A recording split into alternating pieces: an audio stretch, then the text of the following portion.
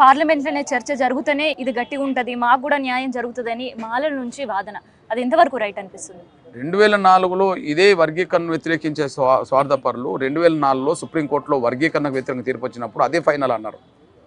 అంటే supreme court తీర్పే final, ఇంకా ఎక్కడికి వెళ్ళాల్సిన అవసరం లేదని వాళ్ళే మాట్లాడారు. వర్గీకరణకు వ్యతిరేకంగా తీర్పు వచ్చినప్పుడు సుప్రీంకోర్టే ఫైనల్ అయినప్పుడు 6 జడ్జీలు అందులో చీఫ్ జస్టిస్తో వర్గీకరణకు తీర్పు వచ్చినప్పుడు ఇప్పుడు సుప్రీంకోర్టు తీర్పు ఎందుకు ఫైనల్ కాదు? 5 జడ్జీలు ఇచ్చినప్పుడు ఫైనల్ అని వాళ్ళే చెప్పారు. మరి 6 జడ్జీలు ఫైనల్ ఎందుకు కాదు?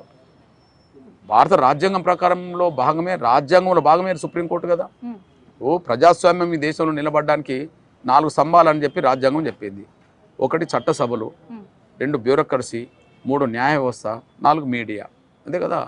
ఎవరి పరిధిలో వాళ్ళకు స్వేచ్ఛ ఉన్నది, వాళ్ళ రైట్స్ వాళ్ళకు ఉన్నది. మరి ఈ దేశంలో న్యాయం కావాలంటే ఎక్కడికి వెళ్తారు? న్యాయ వ్యవస్థ దగ్గరికి వెళ్తారు కదా. మరి న్యాయ వ్యవస్థ తీర్పుని మేము ఆమోదించమంటే అర్థమైంది.